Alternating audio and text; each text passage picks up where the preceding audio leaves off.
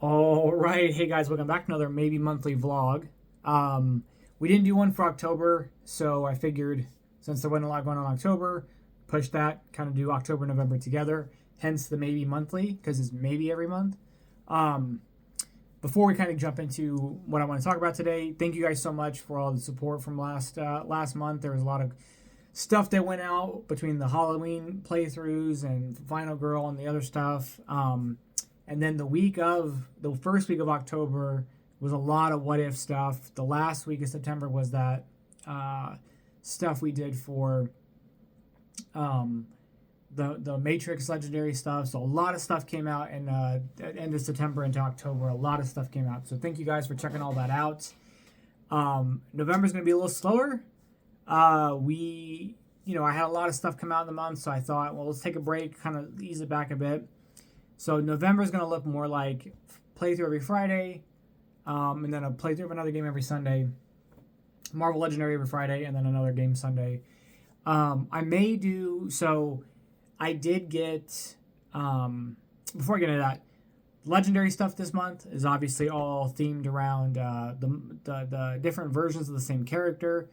I hope you guys enjoyed the two playthroughs that we did on last Friday. That might have been my fastest game ever and my highest scoring game ever, or if not, one of the highest scoring games that I've ever done. So that was a lot of fun. Doing the theme setups is a lot of fun just because you get to exploit different synergies. The randomized stuff is fun in a different way because it's almost discovering, oh, I didn't know these two characters would work this well together, or you find an interesting combo. You do these other ones where you're like, oh, they're going to definitely work together. You just end up being broken. So that can be fun too. So be on the lookout for the rest of that stuff coming out the rest of the month. There's a different hero that we're expanding and doing on. And actually, at the time of recording this, it's the day before the Loki season finale and the Marvels premiere. So you're going to see this the day those things happen, but they don't, as of right now, I haven't seen those yet. And typically, I do a month after the release to do the playthrough for it for Legendary. But because both of these are happening on the same time, I'm going to actually do the Marvels a month from now and do Loki 3 weeks from now. So December 1st is a Friday.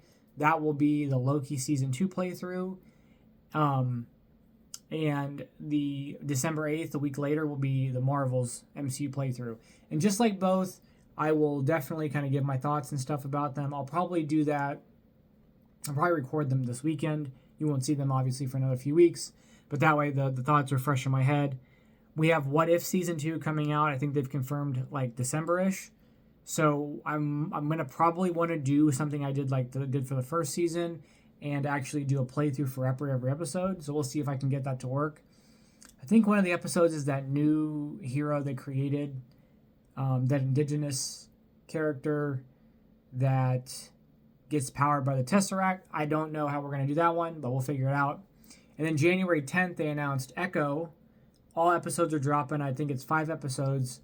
If you haven't seen the trailer for Echo, it actually looks super dope. It looks super sick, hyper violent, blood, people getting shot in the neck, necks breaking. It looks good. So we're going to do that one for sure. That'll be, because this is actually dropping all at once, I will do the Echo playthrough for the MCU a month after the entire set drops. So January 10th, so a month after that, we'll be doing the Echo stuff. So February. So yeah, aside from that, what's going on in November, I wanted to take it easy.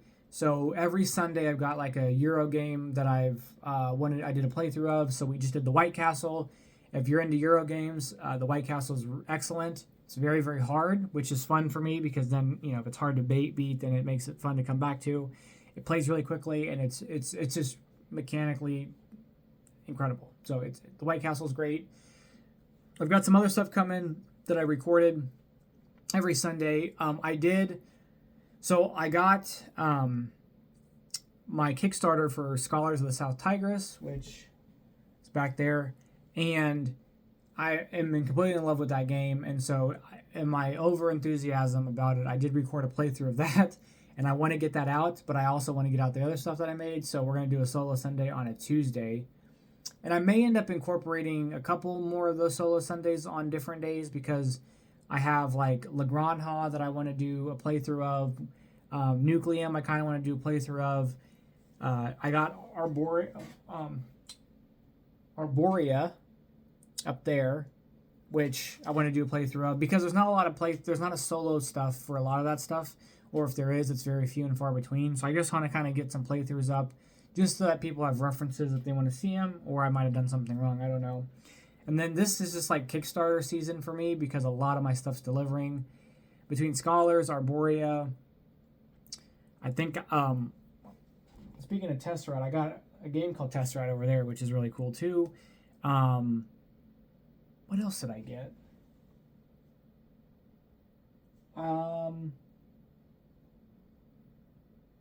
I did get, I have 20 strong is in the mail, about to be here. Nova Roma is about to be here. I think Witchcraft's going to be here soon.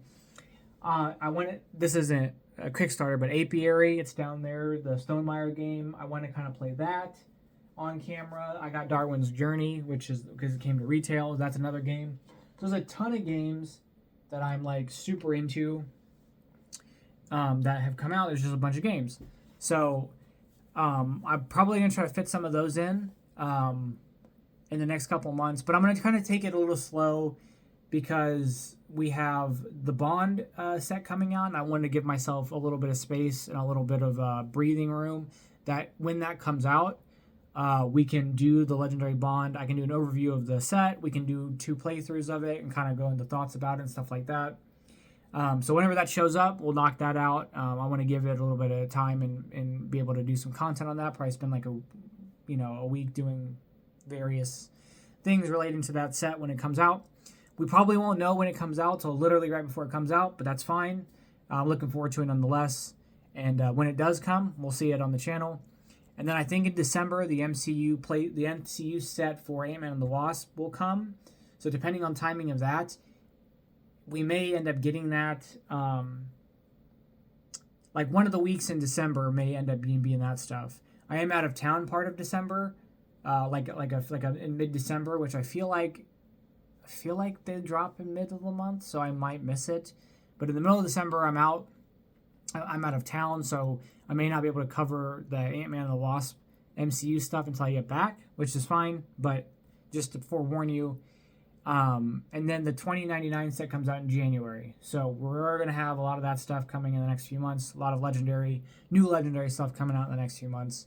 But aside from that, there's other games I want to show on the channel. And so I may use some of my Tuesday slots for some solo Sundays. It'll be all under that banner just so that it's the same theme that I've been carrying, but it will be released on another day. So the other thing I kind of want to do with this space is to use it as an AMA type of thing. So if you guys have any questions for me, and it can be anything. It doesn't have to necessarily be legendary related or gaming related. It can be anything. And kind of want to take a question or two maybe every month and kind of just go into a response for it. I think that would be kind of cool. I am going to kind of actually use that to do something with a question I did get. But going forward, if I have questions and I have things that people are interested in, I can use this as a space to elaborate. I also like using this as a space to ask you guys questions because for years, you just watched my legendary stuff and then I didn't know that anybody, I thought everybody's just into legendary just because I'm into legendary and that's the only thing they're into, and I find that everybody's into all kinds of stuff. So it just ends up being this whole thing of we probably all like a lot of the same stuff, but I didn't know because I didn't ask. So this is a good thing for me asking you guys questions. So it's kind of a conversation piece while we're here. So someone asked in a video about, and I'll respond to them, but I kind of want to elaborate on this a little bit, give it a couple minute response for it. Someone asked on the What If video, one of mine, about, is that a good spot to jump into legendary? So you don't have legendary and you're like, I want to jump into it. Is this a good spot for it? And I feel like that answer is a little complicated because if you are someone like me and you need everything, then I would say no. Do not jump into legendary if you're not into it already. If you want everything, because it's going to be extremely difficult to get everything. And I am someone who does not want to spend greater than MSRP for something. So if I look at something and I see something's out of print, and if for me to acquire that would be like 2 times the price of it at MSRP, I'm out. I won't even get involved. It's partly why I don't get involved with Marvel Champions, because it's a game that I've looked at several times. I don't really want to do the deck construction piece. I played a lot of Yu-Gi-Oh! and I did a lot of that deck construction. I dabbled in MTG. I did like Pokemon, but not. But Yu-Gi-Oh! Is probably the most serious thing I did, like growing up, like tournaments and stuff. But I don't have it in my brain to do deck construction. So, that aside, I've priced out what it would cost to do all Marvel Champions, and it's just too much. And the thing is I can't just pick and choose. I have to get it all. So, with that being said, if you are someone who has to get it all, this is probably not a great thing to jump into, because there are sets that are out of print. X-Men comes to mind, which X-Men is a great set. It's probably my 3rd favorite big box, honestly, behind World War Hulk and Dark City. But if you are just saying, hey, like, I'll get I get who I want, or I'm not cool having I don't need everything, but I'll get as much as I can, then, or if you want to focus on just the MCU sets because they've done just MCU Phase 1 box aside, because that's out of print. So you look at the What If and you say, I want What If, I want the Infinity Saga, I want the Guardians, I want the Spider-Man stuff, which isn't technically MCU, but I want the Spider-Man stuff. And then Ant-Man is coming up. So if you I'm just going to focus on just this small subset, then I say go for it. If you're okay with not having everything and you're just picking and choosing or grabbing what you want, I say go for it. I genuinely believe, and this is after now having 100 games in my collection, I think Marvel Legendary as a game is super easy to learn and super easy to teach. And if you're going to play the game with other people, I think it's a great game to get people. It is super, you can explain the rules in a couple minutes, and it's super straightforward. The instructions tell you, and even depending on what you have, which version, it'll tell you on the playmat how to set, or the back of the book, how to set the deck up. You pick many heroes based on players, and you literally just have cards that have stars and stripes, and the stars are buying and the stripes or the slashes are attacking, and that's all you do.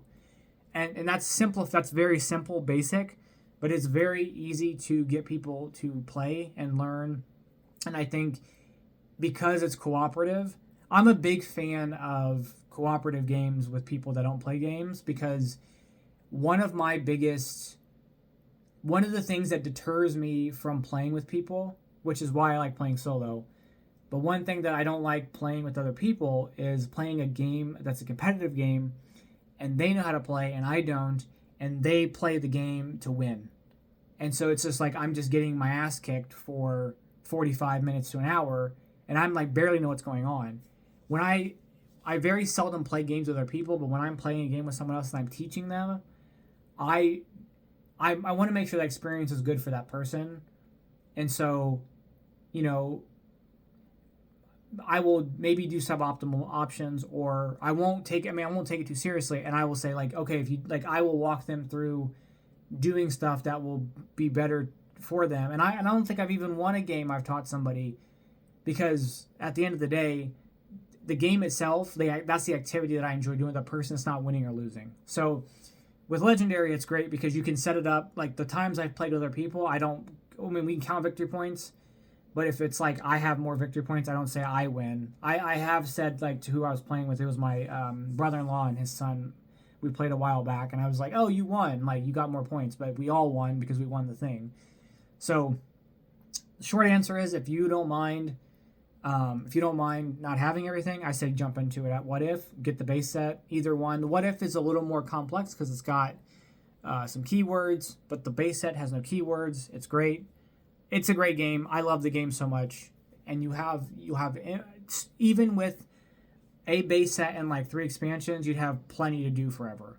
So I say go for it if you're interested. And like I said, I will respond to that comment. But just in a general sense, I'm assuming that if you're watching this stuff, you've already have Legendary, so it's not really applicable, I suppose. But Yeah, no, I think from a perspective of like mechanically, it's very straightforward and easy to grasp, and that is just, and it's cooperative, semi-cooperative, but it's cooperative.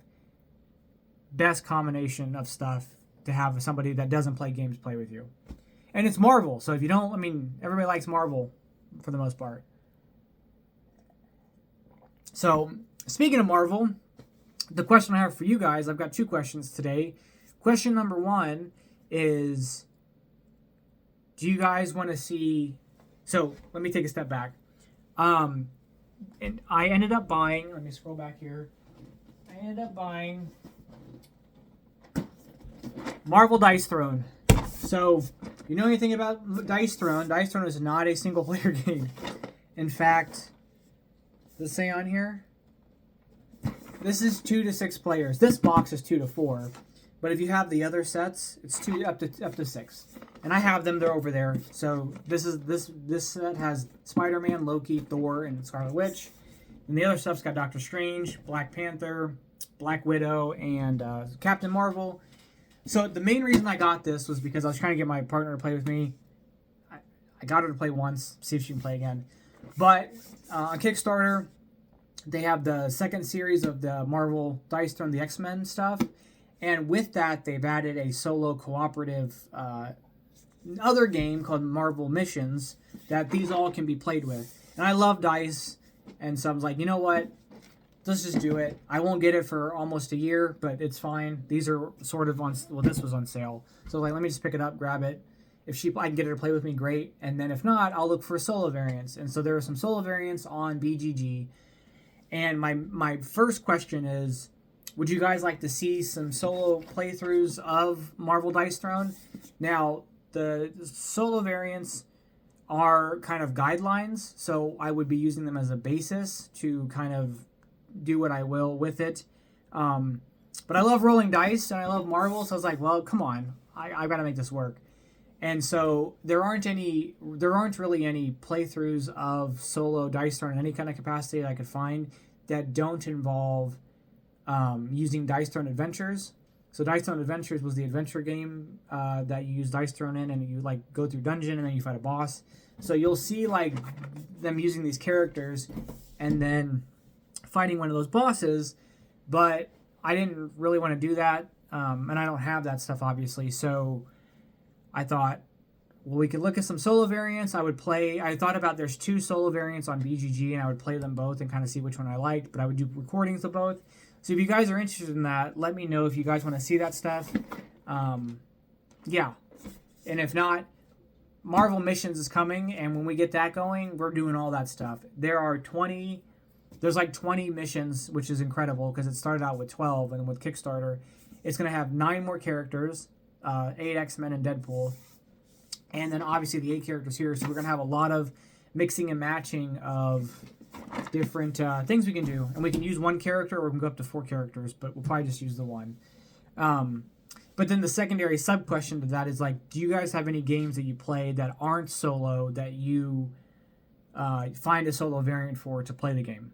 Or do you take a game that you don't like the solo mode for and modify the solo rules to fit something that's more, to your liking? So they come to mind is actually in Legendary there is a Golden Solo variant that Golden Solo, I think is what it's called, that people used. I never looked at it, but that was a solo variant. And then I think about so Arc Nova, for instance. The main game is just trying to score positive points, and you have so many turns to do it. But then somebody created an Otoma AI opponent to actually play against you, and that's people's preferences usually for that. So it's kind of, do you guys find a game you like? If you're going to play it solo, do you prefer to do the one that's in the game? Is there a thing that says, hey, if it doesn't meet this qualification, I'm going to go find a variant that somebody's created that does?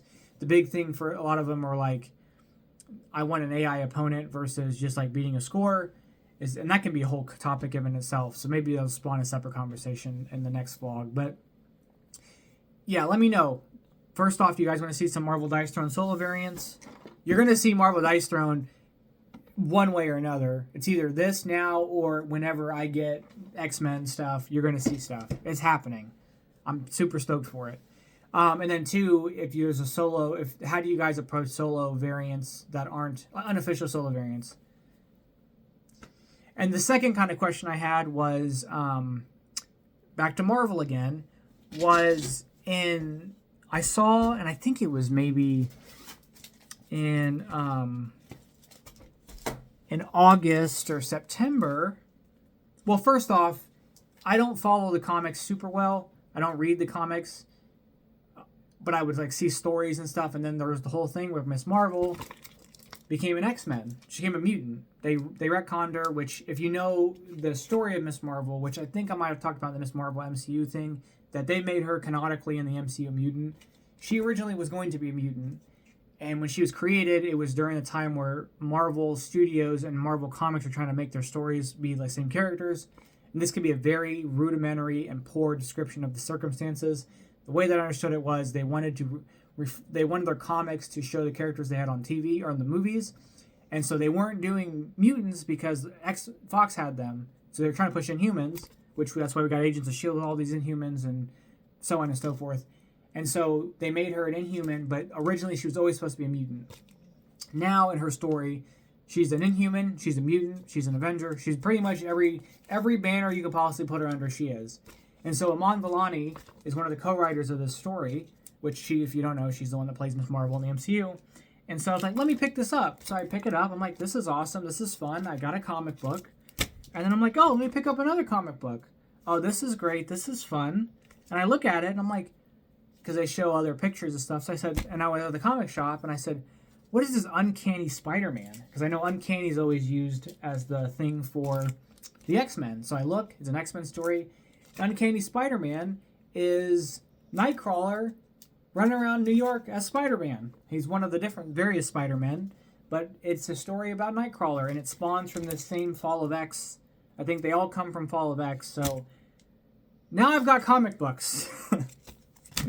So right now, this Miss Marvel New Mutant run, I think, is 4 issues. So we're on issue number 3 as of right now, and then the Uncanny